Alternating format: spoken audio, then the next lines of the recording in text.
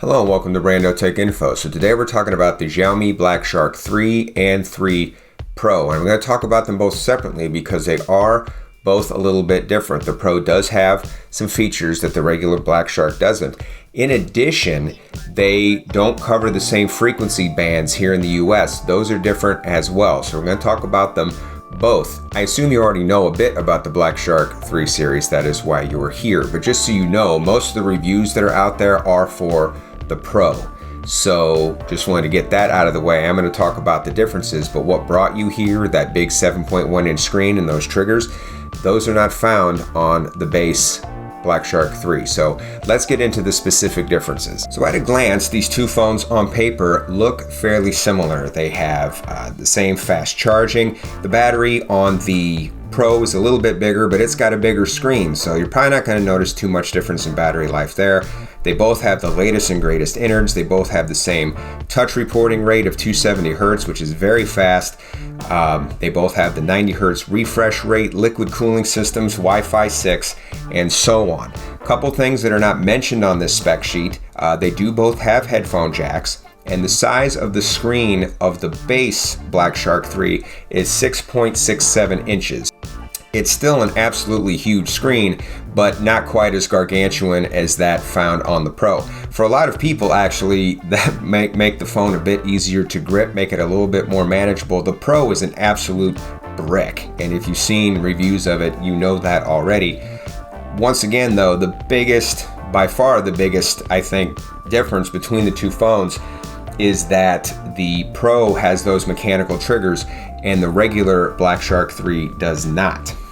And it's not just mechanical triggers. The regular Black Shark 3 has no triggers. They don't have even capacitive triggers that are found on, say, like the ROG Phone 2 or the Nubia Red Magic 5G. So keep that in mind when you're looking at these two phones, that the Black Shark 3, the base model, is lacking what I think a lot of people think are the coolest or the most standout feature of the Pro, which is those mechanical shoulder triggers. And the people who have reviewed that phone love them. They say it completely changes the gaming experience. So keep that in the front of your mind as I talk about these two phones and how well they're going to work on US carriers. And unfortunately, the news that I have, I don't think is particularly good.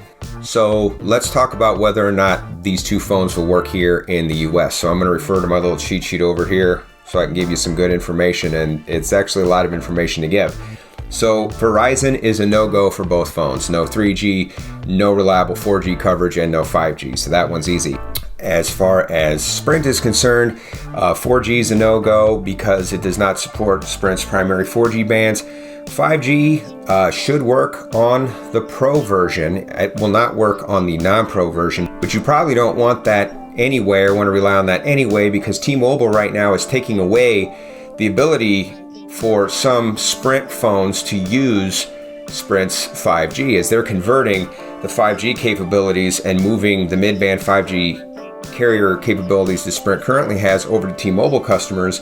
Some Sprint customers on certain phones are losing their ability for their phones to use 5G. It's a very weird thing. A lot of people have reported on this.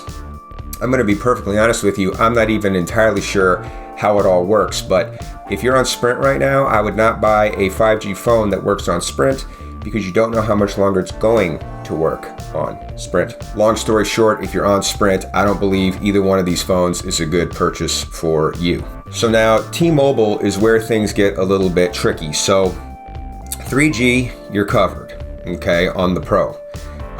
With 4G, it uses 2 out of 3 of T-Mobile's primary 4G bands. It is missing band 12. So your 4G coverage on T-Mobile is probably not going to be particularly great or reliable. And it doesn't have their super low band frequency, band 71 either, which is bad news for its 5G. So it won't use T-Mobile's low band 5G or its millimeter wave 5G. So decent 3G, but we don't know how much longer T-Mobile's even going to keep supporting 3G. 4G, probably not the best, and 5G is a no-go. So unfortunately, the Pro version on T-Mobile is probably a no-go. I would not recommend it because it's missing that band 12. So the regular edition of the Black Shark 3 is a totally different story. So 3G is good. It does have band 12 for 4G, so it uses all of their primary 4G bands. So you should get pretty good 4G coverage. Still no band 71, so you still won't get that really good 4G coverage or their 5G coverage, but still, it's probably at least usable on T-Mobile, the regular Black Shark 3. So I guess that's a piece of good news. But like I said, the Pro, I don't think is a go. And then finally for AT&T with the Pro, the 3G is good. 4G's a no-go. No major bands are supported with the Pro for AT&T. So definitely a no-go there. And 5G, it might get some low-band 5G. It uses band 5, which is what AT&T uses for some of their low-band 5G, but once again, I would not get a phone that just uses 5G coverage right now. Coverage is not widespread enough to recommend that. As far as the regular version of the phone is concerned, the regular Black Shark 3, that should work on AT&T. The 3G is good, the 4G is good. It does support their primary frequency bands, and the 5G, as I said with the Pro, it might get some 5G support from band 5. So with T-Mobile and AT&T, the regular version of the phone should work pretty well. The Pro version, not so much. Last thing I wanted to mention was these are the phones listed on the EU website. So these are the European versions of these phones. There's no North American version, and I don't believe there's any plans to sell it in North America, unfortunately. If that changes, if a North American version comes out, then obviously this could all change.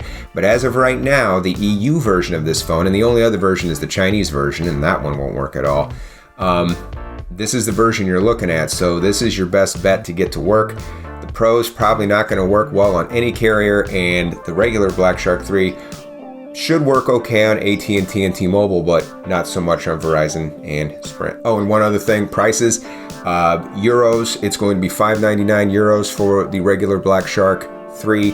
For the Pro, actually, they don't list a price for it yet. Apparently, it's actually not going on sale in the EU quite yet, but it did have the specs for the phone. That's where I got the band information that I gave you earlier. So I do feel like that information is reliable, but should it change before the phones actually goes on sale, I will definitely post an update to this video or put something down in the comments to let you know. So that's all the news today I have about the Black Shark 3 series and whether or not it'll work here in the US. I'm personally a little bit bummed about this information, particularly about the Pro. Occasionally here in the US we miss out on some pretty cool devices, and it certainly looks like that is the case here.